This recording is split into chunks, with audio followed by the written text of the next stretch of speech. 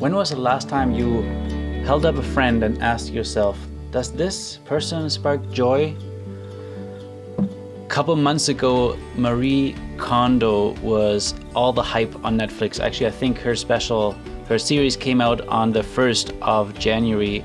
And so many of my friends watched it and started cleaning up their apartments, organizing your socks and your t-shirts very neatly in your cabinets and closet. And I did that too. But there's one thing that I think we haven't done yet. If you right now went to your Facebook or LinkedIn and looked at all your connections that you have, how many of those people do you actually know? How many people actually know the real you? I would say that same thing with material possessions and things. We sometimes get caught in just collecting a lot of them rather than really asking yourself, is there still a reason why this person is in my life right now? Does this person spark joy? And I'm sure a lot of you have heard the quote, you are the average of the 5 people that you spend the most time with.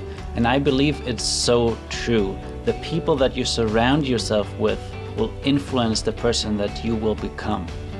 So if you can focus on the relationships and connections of people that lift you up and love you, then you can accomplish anything because you have the support. But what happens if you have people around that actually hold you back, that don't believe in your dreams, that judge you? It's kind of like that one rotten fruit. If you add it to a basket of perfectly fine, delicious fruits, the mold will slowly start spreading to everything around them. And that's one of the reasons why I created my relationship roadmap. And in this video today, I want to take you through the process so you can go download the worksheets, fill them out, and then share what are the things that you've learned about yourself. So the first thing in the relationship roadmap that you get is a review. So before we can make a plan of which relationships it's worth spending more energy in and which ones we should limit the time that you spend, we need to assess who are those people that you spend the most time with. And it's totally fine if in the beginning you're thinking of, well, I don't even have those 5 people in my life right now. With the relationship review, there's going to be a couple of questions that will help you find some people that influence who you are. So step 1 is going through the relationship review questions and answering some of the questions, like for example, who did you love spending time with? And ideally you can take maybe the last year as an example. Like you don't have to go back to childhood friends and colleagues from like 10 years ago. Just maybe use the last year, the last few months, depending on how many people you hang out with, and answer those questions like who made you laugh? Who made you feel valued? Who did you look most forward to seeing?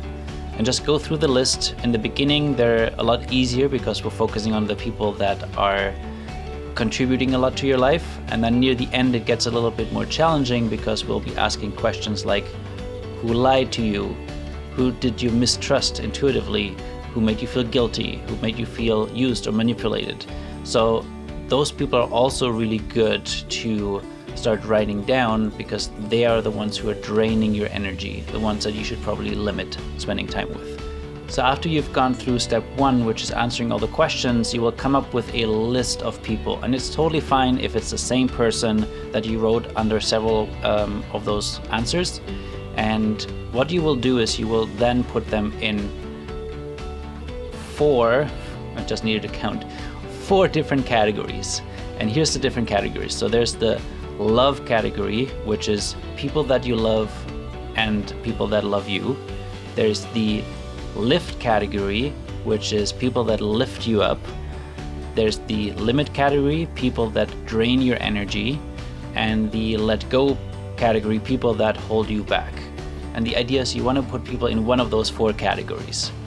So instead of completely putting people in a let go category, you could always put them in a limit category. And sometimes that happens when there's a family member that you can't really eliminate out of your life. Like, you still have to spend time together, but they might be not a person that you want to invest a lot of energy in.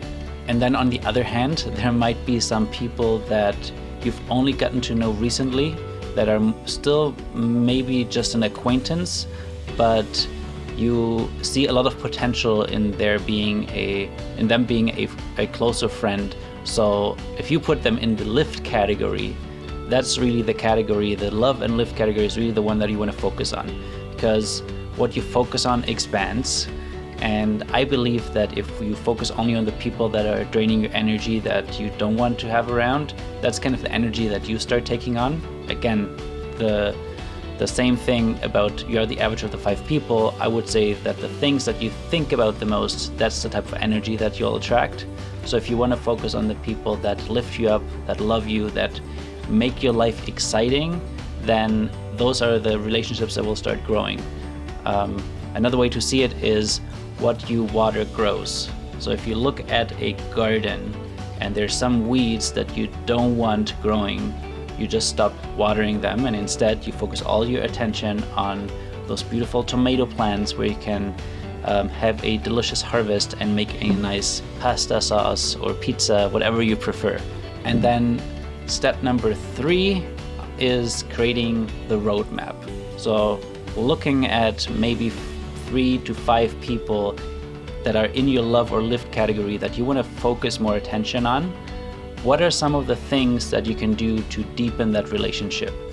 So on the 3rd page on the relationship roadmap, write down the names of those 5 people and then ask yourself the question, what's one thing they would appreciate you doing more of?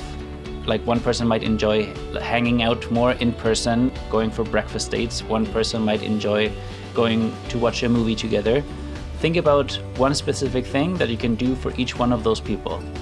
And as an additional little challenge, I will pose this to you. If there's 5 people that you wrote down their names, or 3, or at least one person that you want to deepen the relationship with, and you figure out a way to deepen that relationship, I want you to take a moment right now and send them a quick message. It could be a text message, or if you want to make it more personal, a quick voice note on WhatsApp or Messenger, and just let them know that you've been thinking about them and that you're looking forward to hanging out very soon. And if they get back to you, maybe start making plans. Figure out a time that works for both of you to get together and actually have some quality time. All right, thanks for checking out my relationship roadmap, and I hope that this will be the first step in you finding your people this year.